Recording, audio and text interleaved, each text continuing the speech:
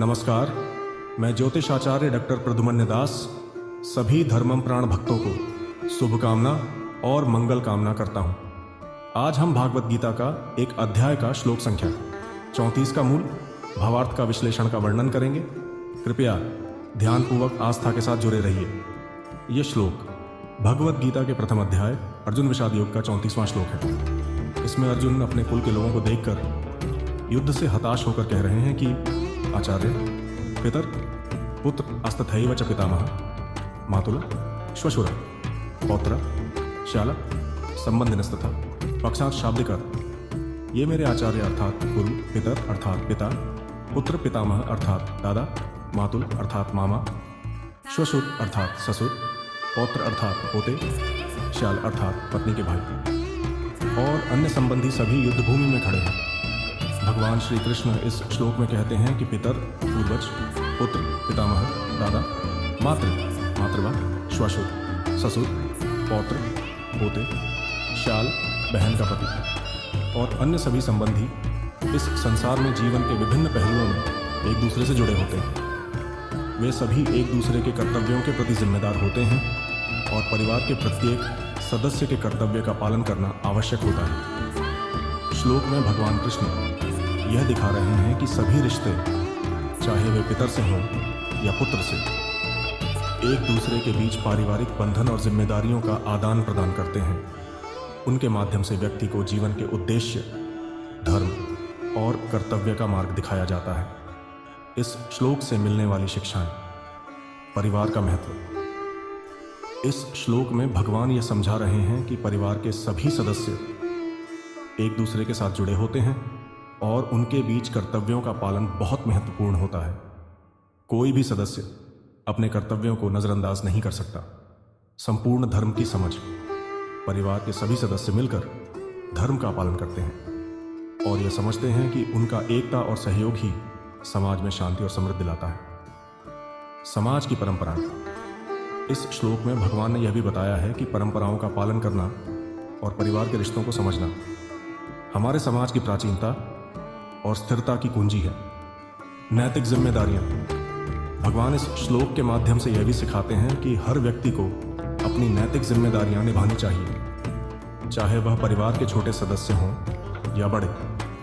भगवान श्री कृष्ण ने इस श्लोक में पारिवारिक रिश्तों की महिमा को उजागर किया है और यह बताया है कि सभी पारिवारिक सदस्य अपने कर्तव्यों और जिम्मेदारियों के प्रति जागरूक रहें, क्योंकि उनके सहयोग से ही समाज का उत्थान संभव है। सामाजिक दृष्टिकोण से इस श्लोक में अर्जुन सामाजिक ढांचे और संबंधों की जटिलता को सामने रखते हैं।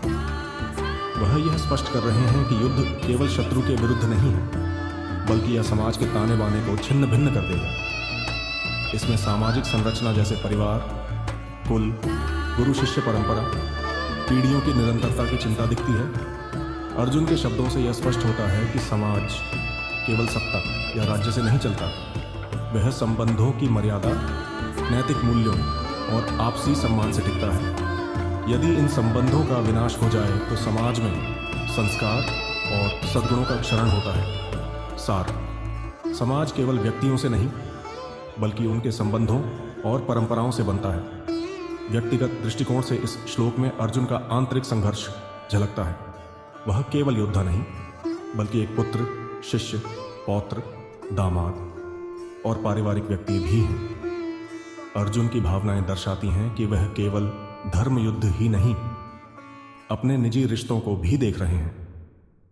उन्हें यह युद्ध केवल व्यक्तिगत विजय की दृष्टि से नहीं, बल्कि भावनात्मक हार के रूप में प्रतीत हो रहा है। अर्जुन का मन कहता है कि यदि प्रियजनों की हत्या से विजय मिलती भी है तो वह निर्जीव और निरर्थक होगी। सार। व्यक्ति का कर्तव्य कभी कभी उसकी भावनाओं और आत्मा के द्वंद्व में फंस जाता है। नैतिक दृष्टिकोण से इस श्लोक में नैतिक प्रश्न यह उठता है कि क्या धर्म के नाम पर अपनों की हत्या उचित है? अर्जुन धर्म और अधर्म के सीमांत बिंदु पर खड़े हैं। उनका प्रश्न यही है कि धर्म की रक्षा के लिए अधर्म जैसा कार्य करना क्या स्वयं में धर्म है? यह श्लोक इस बात पर प्रकाश डालता है कि मूल्य और धर्म संकट हमेशा स्पष्ट नहीं होते और युद्ध में भी नैतिकता की कसौटी होती है। अर्जुन यह महसूस करते हैं कि अगर अपने ही गुरु, पितामह, पुत्र या रिश्तेदार मारे गए तो विजय व्यर्थ हो जाएगी। साथ सच्चा धर्म वही है जो संवेदना और विवेक से संचालित हो, न कि केवल युद्ध या अहंकार से। श्लोक 34 की मनोस्थिति का चित्रण नहीं है, बल्कि यह एक गहन सामाजिक, व्यक्तिगत और नैतिक चिंतन भी है। ये बताता है कि केवल शत्रु नहीं मरते युद्ध में, समाज भी घायल होता है। केवल शरीर नहीं मरते, रिश्ते, मूल्य और भावनाएं भी टूटती हैं। और केवल जीत ही महत्वपूर्ण नहीं होती, उस जीत का मूल्य और उसके पीछे का नैतिक आधार भी उतना ही आवश्यक होता है। यह श्लोक आज के समाज के लिए भी प्रासंगिक है, जहां व्यक्ति को अपने कर्तव्यों, रिश्तों और मूल्यों के बीच संतुलन बनाना पड़ता है। क्या आप चाहेंगे कि मैं इस श्लोक पर आधारित कोई प्रेरणादायक कहानी या समकालीन उदाहरण भी दूं? निष्कर्ष: भगवद गीता का एक 0.34वां श्लोक अर्जुन के आंतरिक संघर्ष और भावनात्मक द्वंद्व को प्रकट करता है। अर्जुन का यह विचार शोक और आत्मसंकल्प की ओर प्रवृत्त कर उन्हें धर्मयुद्ध के लिए तैयार नहीं होने दे रहा है। श्लोक में प्रकट हुए विचार केवल युद्ध या बाहरी संबंधों की बात नहीं करते, बल्कि यह जीवन, समाज, धर्म और नैतिकता की गहरी समझ का हिस्सा है। पारिवारिक रिश्तों की महत्ता: अर्जुन द्वारा उल्लिखित रिश्ते जैसे आचार्य, पितर, पुत्र, पितामह, श्वशुर, पौत्र, श्याल आदि समाज में पारिवारिक संबंधों की गहरी अहमियत को दर्शाते हैं। ये रिश्ते केवल व्यक्तिगत नहीं होते, बल्कि सामूहिकता, समाज की परंपराओं, संस्कारों और सामाजिक जिम्मेदारियों के प्रतीक होते हैं। भगवान श्री कृष्ण के अनुसार समाज केवल लोगों से नहीं बनता, बल्कि उनके बीच के रिश्ते और आपसी सहयोग से बनता है। परिवार समाज का एक अभिन्न अंग होता है और इस श्लोक में अर्जुन यह महसूस करते हैं कि इन रिश्तों का तोड़ना समाज में असंतुलन और नैतिक पतन का कारण बन सकता है। युद्ध का मानवता पर प्रभाव: अर्जुन की यह चिंता युद्ध के मानवीय पहलू को उजागर करती है। युद्ध केवल शत्रुओं के खिलाफ नहीं होता, बल्कि इसमें बहुत से अपने भी मारे जाते हैं। अर्जुन के मन में यह सवाल उठता है कि यदि रिश्तेदार और गुरु युद्ध में मारे जाएंगे तो इसका समाज पर क्या असर पड़ेगा। उनका यह भाव यह सिद्ध करता है कि युद्ध का असर केवल शारीरिक रूप से नहीं, बल्कि मानसिक और भावनात्मक रूप से भी व्यापक होता है। इसके परिणाम स्वरूप समाज में हानि, शोक और अशांति फैलती है। युद्ध के इस मानवीय दृष्टिकोण पर विचार करना हर व्यक्ति के लिए महत्वपूर्ण है। नैतिकता और धर्म का संघर्ष: अर्जुन का द्वंद्व केवल शारीरिक युद्ध तक सीमित नहीं है, बल्कि यह धर्म, नैतिकता और रिश्तों के बीच के संघर्ष का प्रतीक है। अर्जुन ये सोचते हैं कि यदि अपने ही संबंधियों को मारना धर्म का पालन है, तो क्या यह धर्म सही है? उनका यह प्रश्न न केवल युद्ध के उद्देश्य को लेकर, बल्कि धर्म के सही अर्थ को समझने का भी है। यह श्लोक इस बात को उजागर करता है कि सच्चा धर्म वह है जो विवेक, संवेदनशीलता और नैतिकता के साथ संचालित होता है, न कि केवल एक युद्ध या अधर्म के रूप में। कर्तव्य और परिवार के बीच संतुलन: यह श्लोक इस बात को भी उजागर करता है कि व्यक्ति के कर्तव्य और रिश्तों के बीच संतुलन बनाना कठिन हो सकता है।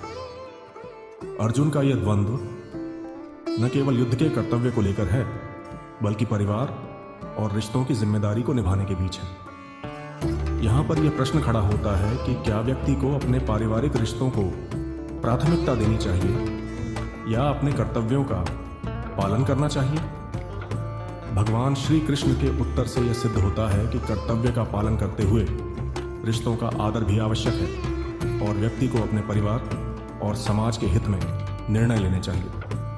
धर्म और समाज का समग्र दृष्टिकोण: इस श्लोक के माध्यम से भगवान श्री कृष्ण यह बताते हैं कि केवल व्यक्तिगत विजय और लाभ नहीं, बल्कि समाज की भलाई और धर्म की स्थिरता भी महत्वपूर्ण है।